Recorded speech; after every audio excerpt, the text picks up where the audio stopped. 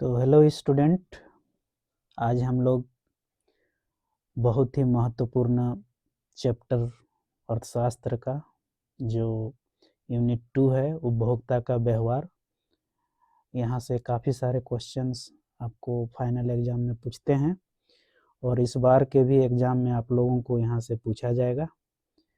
तो हम लोग जो इम्पोर्टेंट क्वेश्चन है उसी का एक सीरीज यहाँ मैं बताने जा रहा हूँ आप लोगों को, तो इसको आप ध्यान से देखें, समझें और अगर यदि आप साथ साथ में मेरे साथ चलते हैं तो आप क्वेश्चन जब मैं बताऊंगा तो उसका आंसर देने का भी आप प्रयास करेंगे तो आपका भी एक टेस्ट हो जाएगा।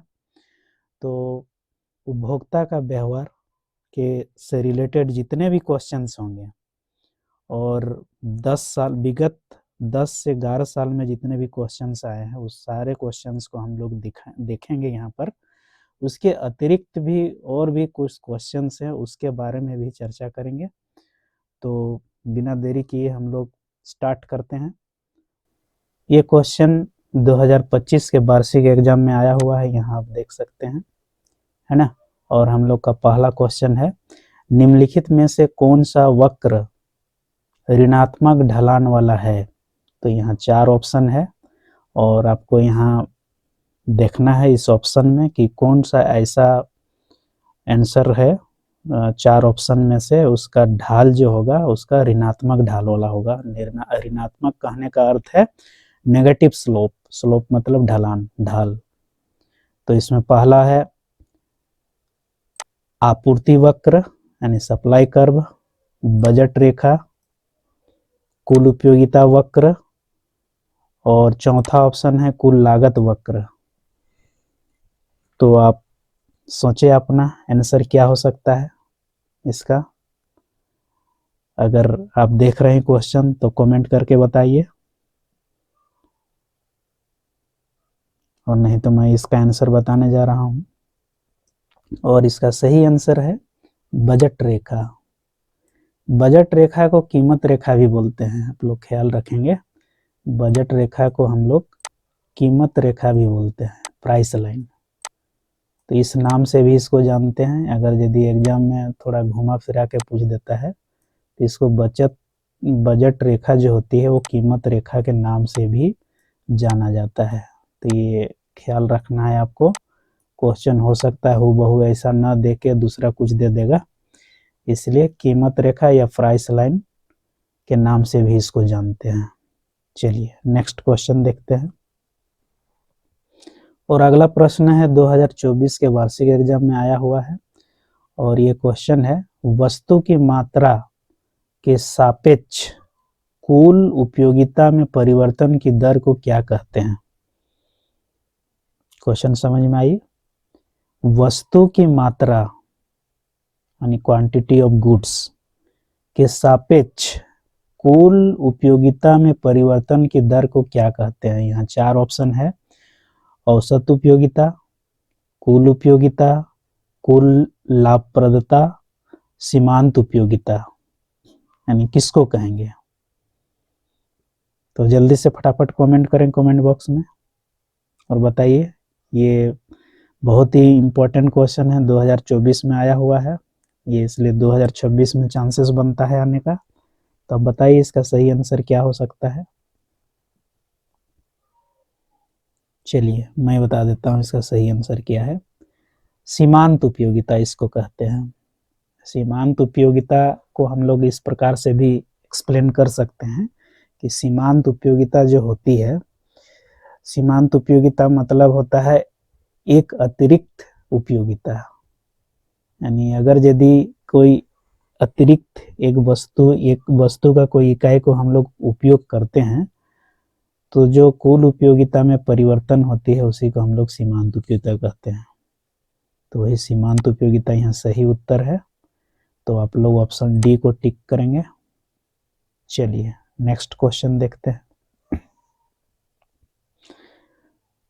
अगला प्रश्न है, उदासीन वक्र विश्लेषण से संबंधित निम्नलिखित में से कौन सा कथन सही है। निम्नलिखित कोड का उपयोग करके सही विकल्प का चयन करें। तो ये प्रश्न है ऊपर वाला और यहाँ कुछ ऑप्शंस दिए हुए हैं और उसके ठीक नीचे ये जो 4 आंसर का ही क्वेश्चन का ही पार्ट है, चारों ये पार्ट, पहला, दूसरा, तीसरा, चौथा, और इसमें से कौन सही है, यहाँ 4 ऑप्शन दिया हुआ है, उसको ध्यान से आपको पढ़ना है। थोड़ा सा लंबा क्वेश्चन है और 2024 में ये प्रश्न आया हुआ है, काफी इंपॉर्टेंट क्वेश्चन है। उदासीन वक्र, indifference curve, indifference curve analysis से रिलेटेड ये क्वेश्चन है और इसमें से कौन सही होगा। पहला इसका प्रश्न का ही पहला ऑप्शन है, उपभोक्ता की प्राथमिकता एक दिष्ट है यानी मोनोटोनिक। आमतौर पर एक उदासीन वक्र मूल के लिए अवतल होता है। मूल के लिए अवतल मतलब मूल बिंदु की ओर अवतल होता है, उसका कर्व जो होगा मूल बिंदु की ओर अवतल होता है। तीसरा ऑप्शन प्रश्न का ही ऑप्शन है, उदासीन मानचित्र इंडिफरेंस मैप में मूल बिंदु से दूरी पर स्थित उदासीन वक्र अपेक्षाकृत मापता है उच्च उपयोगिता स्तर को। और चौथा है, संतुलन अवस्था में उदासीनता वक्र का ढलान कीमतों के अनुपात में बराबर होता है। तो ये क्वेश्चन के 4 ऑप्शन है, इसमें से कौन कौन सही आपको लगा उसको चुनना है। यहाँ ऑप्शन पहला ऑप्शन में दिया हुआ है पहला और दूसरा, यानी कि पहला और दूसरा सही है तो आप ए को टिक करेंगे। फिर है दूसरा और तीसरा, क्या दूसरा और तीसरा सही है तो आप इसको टिक मारेंगे। फिर है पहला, दूसरा, तीसरा, क्या ये सही है, इसको आप टिक कर सकते हैं। पहला, तीसरा और चौथा, तो ये जो 4 ऑप्शन है इसमें से कौन आपको सही लग रहा है उसका आंसर देना है आपको। तब ध्यान से इसको सोचें क्या होता है। मैं थोड़ा इसका आंसर देने के बाद इसको थोड़ा एक्सप्लेन भी कर दूंगा, तो हम लोग इसका आंसर जान लेते हैं। तो इसका सही आंसर है ऑप्शन सी। ऑप्शन सी कहने का मतलब है पहला, दूसरा और तीसरा। तो उदासीन वक्र जो होती है, हम थोड़ा सा यहाँ बना के दिखा देते हैं। मान लिया जाए ये ग्राफ है, तो उदासीन वक्र जब भी बनता है तो इस तरह का शेप में आता है, ठीक है, इस तरह से शेप में बनेगा उदासीन वक्र। तो यहाँ कहा जा रहा है इसको आईसी यानी इंडिफरेंस कर्व बोलते हैं। इधर एक्स है, इधर वाई है, यहाँ इस तरह से होता है। तो उपभोक्ता की प्राथमिकता एक दिष्ट होती है, कहने का मतलब है कि जो भी कंज्यूमर होता है उसको प्रत्येक बिंदु पर वो समान संतुष्टि देती है, इसलिए ये ऑप्शन सही है, पहला ऑप्शन सही है। दूसरा कहता है कि आमतौर पर एक उदासीन वक्र मूल बिंदु के अवतल होती है। अवतल कहने का मतलब ये जो ग्राफ आप ध्यान से देखेंगे तो ये मूल बिंदु हमारा है, ये ओरिजिन पॉइंट है, तो इसके तरफ कन्वेक्स है, इसको कन्वेक्स बोलते हैं यानी अवतल बोलते हैं, यानी इधर जो है उठा हुआ भाग है, इसीलिए इसको हम लोग अवतल बोलते हैं, तो ये भी सही है। तीसरा ऑप्शन है कि उदासीन मानचित्र में मूल बिंदु से दूरी स्थित उदासीनता वक्र अपेक्षाकृत मापता है उच्च उपयोगिता स्तर को। थोड़ा सा हम लोग एक ग्राफ और बनाते हैं जिसको हम लोग उदासीन मानचित्र बोलते हैं। तो उदासीन मानचित्र कहने का मतलब जब एक ही रेखा चित्र में एक से ज्यादा अगर यदि उदासीन वक्र होते हैं तो उसको हम लोग बोलते हैं उदासीनता मानचित्र, उदासीन मानचित्र बोलते हैं। जैसे ये हो गया IC1, ये हो गया IC2, ये हो गया IC3 और ये हो गया IC4। तो इसका उदासीन वक्र का प्रॉपर्टीज है, ये मूल बिंदु हो गया, यहाँ ओरिजिन पॉइंट बोलते हैं इसको, मूल बिंदु है, और इधर दोनों तरफ कॉम एक्स और कॉम वाई होता है। कॉम एक्स कहने का मतलब है कमोडिटी एक्स यानी वस्तु एक्स, यानी इधर वाई हो गया और इधर वस्तु एक्स है। तो जो वक्र मूल बिंदु से जितना दूर होगा, जैसे IC1, IC2, IC3, IC4, वो उपभोक्ता को अधिक संतुष्टि देगा। तो ये भी ऑप्शन सही है। उदासीन मानचित्र का मतलब ही यही होता है कि जो वक्र जितना दूर होगा उपभोक्ता को उतना ही ज़्यादा संतुष्टि देगा। इसलिए हम लोग इसको लिख सकते हैं इस तरह से, IC1 कम देगा किसके तुलना में, IC2 के तुलना में, IC2 हो गया। फिर कौन ज़्यादा देगा, तो IC3 देगा ज़्यादा। इससे ज़्यादा कौन देगा, तो IC4 देगा। इस तरह से हम लोग इसको समझ सकते हैं। इसलिए सही आंसर जो है सी है। और एक चौथा ऑप्शन है उसके बारे में भी बता देते हैं। यहाँ लिख रहा है संतुलन अवस्था में उदासीन वक्र का ढलान कीमतों के अनुपात में बराबर होता है। नहीं, ये आंसर गलत है, ये सही नहीं होगा। अनुपात बराबर नहीं हो सकता है क्योंकि सब जगह समान संतुष्टि दे रहा है। इसलिए 3 ऑप्शन इसके सही है। इसलिए ऑप्शन सी जो होगा ये सही होगा। और मुझे उम्मीद है कि ये क्वेश्चन में जो भी आपको खामी रहा होगा या जो भी समझ में नहीं आया होगा तो स्पष्ट हो गया होगा। अगर फिर भी अगर आपको नहीं समझ में आया होगा तो आप कमेंट बॉक्स में कमेंट करें, मैं फिर से उसको कमेंट बॉक्स में ही या फिर से हम नया वीडियो में आपको उसको एक्सप्लेन कर देंगे। चलिए नेक्स्ट क्वेश्चन की ओर आते हैं। क्रमवाचक उपयोगिता सिद्धांत किसने प्रतिपादित किया था? बहुत ही इंपॉर्टेंट क्वेश्चन है ये। 2023 और 2022 के फाइनल एग्जाम में आया हुआ है ये प्रश्न कि ये जो क्रमवाचक है ना, क्रमवाचक और एक गणनावाचक होता है, दो होता है।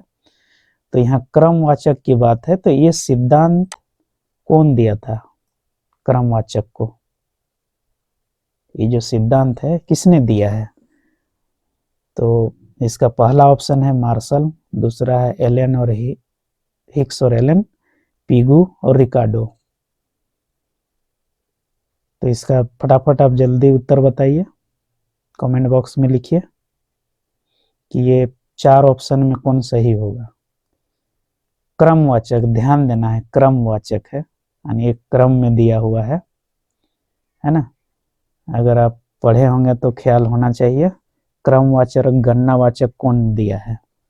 तो चलिए मैं इसका आंसर बता देता हूं और इसका सही आंसर है ऑप्शन बी, हिक्स और एलन। अब थोड़ा हम यहाँ क्लियर कर देते हैं। मार्शल साहब ने जो दिया था उसको बोलते हैं गणनावाचक, यानी गणनावाचक दृष्टिकोण या सिद्धांत बोल सकते हैं।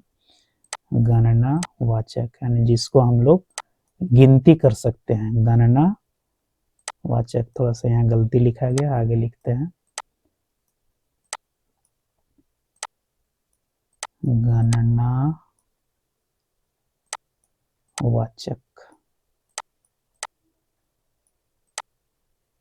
गणनावाचक बोलते थे क्यों? मार्शल के द्वारा जो दिया गया था, है ना। कार्डिनल कॉन्सेप्ट होता है, एक ऑर्डिनल होता है, ठीक है। तो और हिक्स जो दिया था ये होता है क्रमवाचक, इसलिए इसको क्रमवाचक कहने का मतलब ये गिनती में बताया था कि उपयोगिता को हम लोग 1 2 3 4 इस तरह से इसको गिनती कर सकते हैं। सॉरी। लेकिन उसको बाद में जो एक आधुनिक अर्थशास्त्री दो आए, हिक्स और एलन, उन्होंने खंडन किया और बोला कि हम लोग उपयोगिता को माफी नहीं कर सकते हैं, न उसको हम लोग गिनती कर सकते हैं, बल्कि उसको तुलना कर सकते हैं। इसलिए इन्होंने क्रम दिया, एक क्रम दिया। क्रम क्या दिया? जैसे प्रथम यानी फर्स्ट, इस तरह से लिखते हैं प्रथम। ऐसा भी हम लोग लिख सकते हैं इस तरह से रोमन लिपि में फर्स्ट। फिर आ गया सेकेंड यानी द्वितीय, द्वितीय।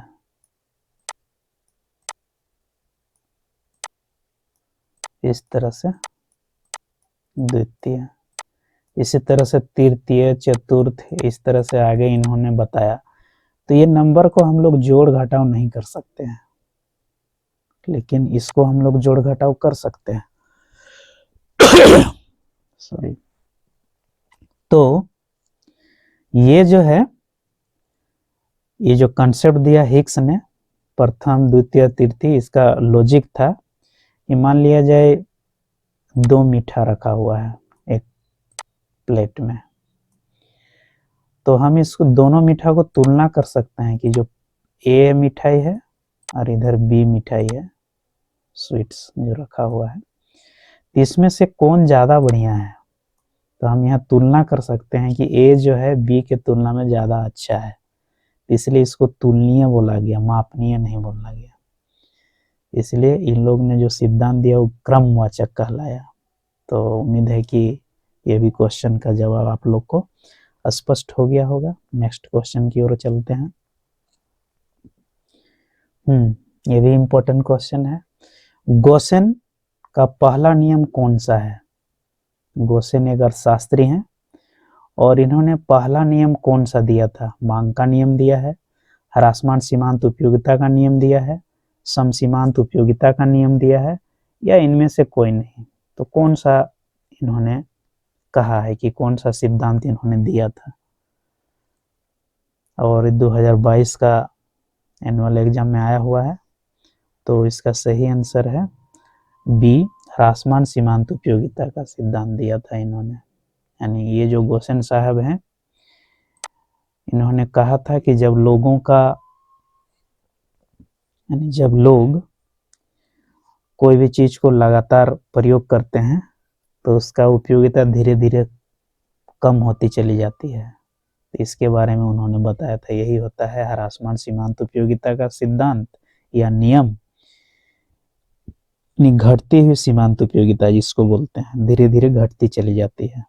चलिए नेक्स्ट क्वेश्चन। बजट रेखा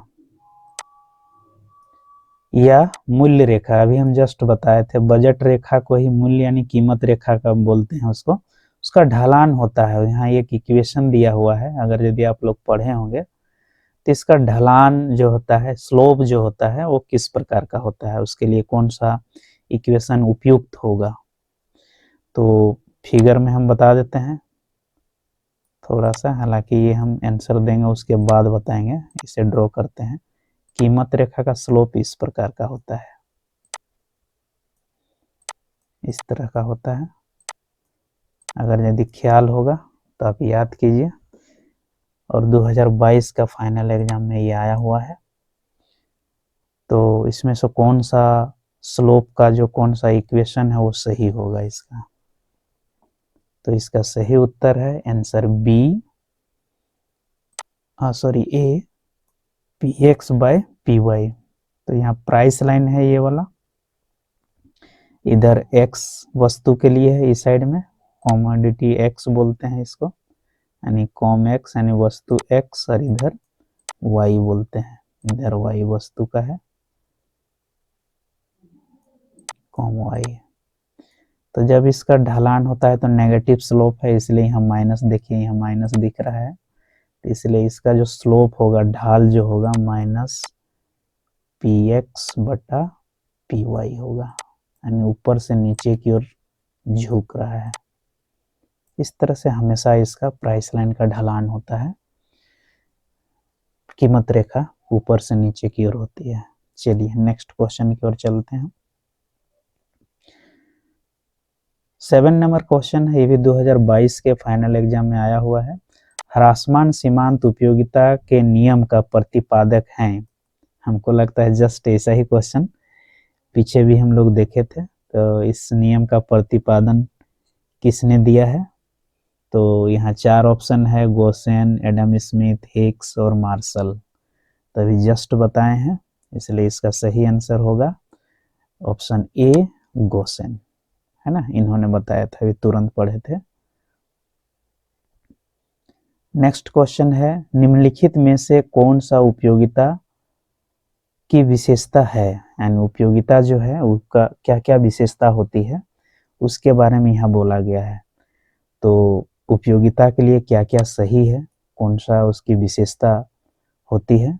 तो इसमें पहला ऑप्शन है, उपयोगिता एक मनोवैज्ञानिक घटना है, यानी मनोवैज्ञानिक धारणा है। बी है उपयोगिता व्यक्ति परक है, अभी समझाते हैं क्या होता है। सी उपयोगिता एक सापेक्ष अवधारणा है, और डी है इनमें से सभी। तो उपयोगिता का कौन सा विशेषता इसमें से उपयुक्त है? ए सही है, बी सही है, कि सी सही है, कि इनमें से सभी हैं? तो इसका सही आंसर है सभी, है ना, इनमें से सभी, यानी डी, ऑप्शन डी इसका सही है। क्योंकि उपयोगिता जो है, जिसको यूटिलिटी बोलते हैं, ये एक साइकोलॉजिकल कंसेप्ट होता है। हम ये नहीं बता सकते हैं कि आज हम एक बहुत अच्छा मिठाई खाए हैं तो कितना केजी हमको अच्छा फील हो रहा है, कितना केजी हमको अच्छा फील हो रहा है अंदर से, हम नहीं बता सकते हैं। और मान लीजिए हम आज एक नया कपड़ा, अच्छा कपड़ा पहने हैं और हमको आज बहुत अच्छा फील हो रहा है, कितना केजी अच्छा फील हो रहा है ये हम नहीं बता सकते हैं, एक्सप्लेन नहीं कर सकते हैं। इसलिए इसको हम लोग बोलते हैं साइकोलॉजिकल कंसेप्ट है। इसलिए ये भी सही है, ये पहला।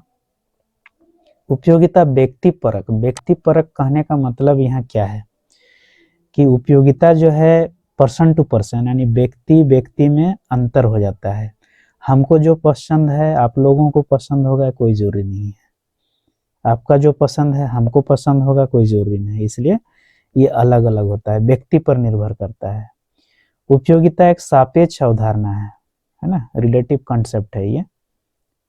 तो यानी इसका कोई आकार प्रकार नहीं होता है उपयोगिता का, इसलिए इसमें जितने भी ऑप्शंस हैं सब सही हैं।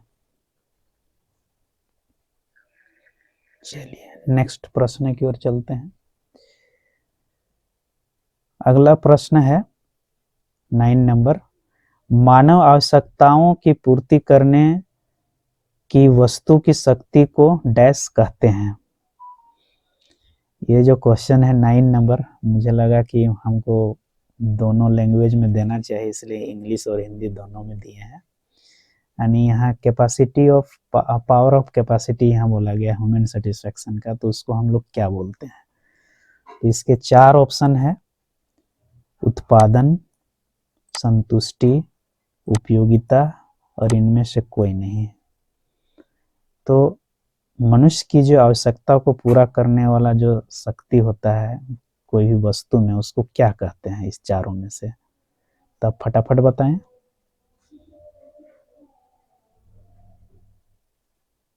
चलिए आप लोग आंसर मन ही मन दे दिए होंगे। चलिए इसको हम लोग बोलते हैं उपयोगिता, है ना। उपयोगिता जो होता है किसी भी वस्तु का गुण होता है, और वह गुण हम हमारी आवश्यकता को संतुष्ट करती है, पूर्ति करती है, इसीलिए इसको हम लोग उपयोगिता बोलते हैं। तो इसलिए ऑप्शन सी जो है इसका सही आंसर है। चलिए नेक्स्ट प्रश्न, उपभोग की गई अंतिम इकाई की उपयोगिता डैश उपयोगिता कहते हैं। यानी जब हम लोग उपभोग करते हैं तो अंतिम इकाई को कौन सा उपयोगिता कहा जाता है? कुल उपयोगिता कहते हैं, औसत उपयोगिता कहते हैं, सीमांत उपयोगिता कहते हैं, या नन यानी इनमें से कोई नहीं? इसका सही उत्तर क्या होगा? एकदम फटाफट बताइए, कमेंट कीजिए।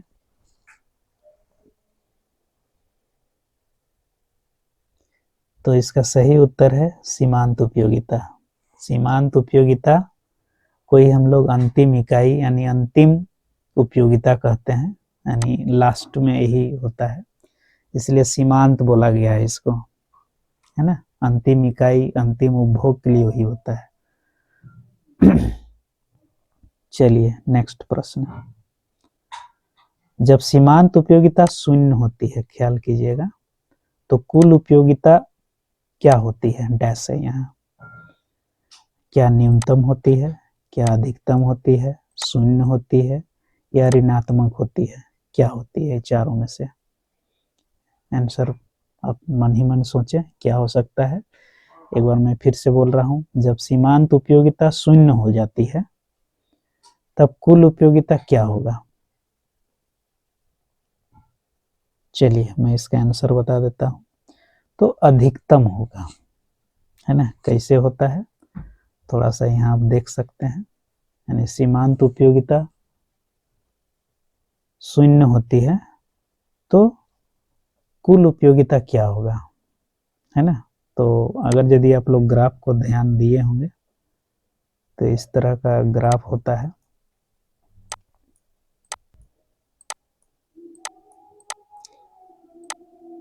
इधर हमेशा x वस्तु होता है। तो अगर यदि आप ध्यान दिए होंगे तो जो सीमांत उपयोगिता जो होती है हमेशा वो डाउनवर्ड स्लोप रहता है, ऊपर से नीचे की ओर झुकी होती है। कुल उपयोगिता जो होती है धीरे धीरे ऊपर से फिर नीचे आने लगती है। तो इसका जो ग्राफ होता है लगभग इस प्रकार से होता है, इस प्रकार का आप देखेंगे, और ये इस तरह से यहाँ टच करती है। ये रेखा जो है इस तरह से यहाँ आएगा और यहाँ टच करेगा। तो यहाँ देखे ये सीमांत उपयोगिता की रेखा है MU और ये हो गया TU,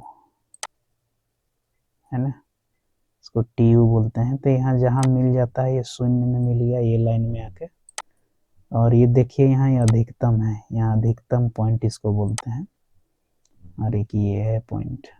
तो ये जो है यानी जब सीमांत उपयोगिता शून्य हो जाएगा यानी 0 हो जाएगा तो ये अधिकतम होता है, इसलिए इसका सही आंसर होगा B, अधिकतम, है ना, मैक्सिमम होगा। तो ख्याल रखना है इसको। चलिए नेक्स्ट क्वेश्चन है, जब उपभोक्ता को अधिकतम संतुष्टि प्राप्त होती है तो उसे उपभोक्ता का क्या कहते हैं, डैश है। यानी जब कोई उपभोक्ता को अधिकतम संतुष्टि प्राप्ति होती है तो उस स्थिति को हम लोग क्या कहते हैं, मांग कहते हैं, उपयोगिता कहते हैं, संतुलन बोलते हैं, चॉइस यानी चयन कहते हैं, है ना, क्या कहते हैं। तो बताइए, मन ही मन जवाब दीजिए, क्या कहते हैं इसको। तो इसको संतुलन बिंदु बोलते हैं।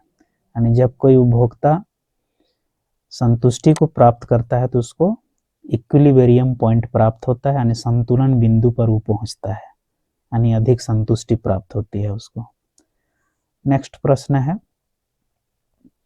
जब उपभोक्ता संतुलन उस बिंदु पर होता है जहां वस्तु की सीमांत उपयोगिता डैश के बराबर होती है, यानी जो उपभोक्ता संतुलन एक बिंदु है जहां पर सीमांत उपयोगिता और एक और कुछ है उसके बराबर हो जाती है।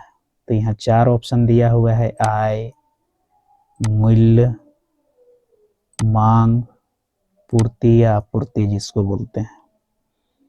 तो अगर यदि आपने पढ़ा होगा तो याद होगा इसका सही आंसर है कीमत यानी मूल्य, है ना। तो इसलिए कहा गया है सीमांत उपयोगिता जो होता है यानी इसका फॉर्मूला भी एक होता है MU x बराबर PX होता है, यानी इसी बिंदु पर उपभोक्ता संतुष्ट करेगा, यानी जहां पर वस्तु की सीमांत उपयोगिता और उस वस्तु की कीमत दोनों बराबर हो जाएगी तो उस वहां पर उसी बिंदु पर उपभोक्ता संतुलन में आएगा। चलिए अगला पॉइंट, जब कुल उपयोगिता अधिकतम होती है तब सीमांत उपयोगिता होती है। जस्ट ये रिपीट हुआ है क्वेश्चन, तब ख्याल करें क्या आंसर इसका शून्य होगा, ऋणात्मक होगा, धनात्मक होगा या इनमें से कोई नहीं होगा। तो इसका सही उत्तर है शून्य। ये पीछे हम लोग रिपीट किए हैं इसलिए बता दिए, इसका सही आंसर होगा शून्य। नेक्स्ट प्रश्न, मानव आवश्यकता की पूर्ति की क्षमता कहलाती है। ये भी लगभग रिपीट क्वेश्चन है, थोड़ा सा घुमाया हुआ है लेकिन हम लोग आगे भी पढ़े हैं इसको। तो क्या ये उत्पादन कहलाएगा, संतुष्टि कहलाएगा, उपयोगिता कहलाएगा या इनमें से कोई नहीं होगा। तो आंसर जवाब दीजिए, आंसर दीजिए इसका। मानव आवश्यकता की पूर्ति की क्षमता को क्या कहते हैं। तो इसका सही उत्तर है उपयोगिता, इसको उपयोगिता कहते हैं। नेक्स्ट, बजट रेखा को यह भी कहा जाता है, यहाँ हम लोग आगे इसको पढ़े हैं कि बजट रेखा को किस नाम से जानते हैं। क्या उसको आय रेखा बोलते हैं, मूल्य रेखा बोलते हैं आई मूल्य रेखा कहते हैं। कंजम्पशन लाइन का मतलब होता है क्या, इसको हम लोग उपभोक्ता रेखा भी बोलते हैं, उपभोक्ता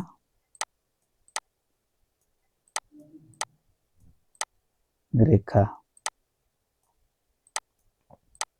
क्या कहते हैं, जवाब दीजिए फटाफट। अभी हम लोग आगे इसको 2 बार पढ़े हैं तो आपको ख्याल होना चाहिए। तो इसका सही जवाब होगा ए। नहीं, यहाँ थोड़ा गलत हो गया है आंसर। यहाँ इसका सही जवाब होगा मूल्य रेखा। बजट रेखा को हम लोग मूल्य रेखा कहते हैं। तो इसका सही उत्तर होगा बी, मूल्य रेखा। नेक्स्ट लास्ट क्वेश्चन है, दिए गए आय और मूल्य पर उपभोक्ता जिन 2 वस्तुओं के संयोजन को खरीद सकता है उसे कहते हैं, है ना। यानी 2 वस्तु का कॉम्बिनेशन है तो उसको हम लोग क्या कहते हैं, मांग समुच्चय बोलते हैं, उपयोगिता समुच्चय कहते हैं, बजट समुच्चय कहते हैं, या कंजम्पशन सेट मतलब उपभोक्ता समुच्चय कहते हैं, उपभोग समुच्चय। कंजम्पशन मतलब हो गया उपभोग, तो क्या कहते हैं इसको, उपभोग समुच्चय सेट, क्या कहेंगे इसको। तो जवाब दीजिए इसका, अगर पढ़े होंगे ठीक से तो। और इसका सही उत्तर है बजट सेट बोलते हैं इसको, यानी इसका सही उत्तर है सी, बजट सेट। तो मुझे उम्मीद है कि ये सारे प्रश्न अब अच्छा से समझ लिए होंगे और ये फाइनल एग्जाम के लिए आपका महत्वपूर्ण है। 2026 का एग्जाम सिर पर है, यानी जब मैं ये रिपीट कर रहा हूँ, यानी जो रिकॉर्ड कर रहा हूँ उस समय से काफ़ी कम दिन बचा हुआ है, इसलिए सभी सारे क्वेश्चन को आप लोग देख लीजिए और अच्छा से इसको पढ़ लें।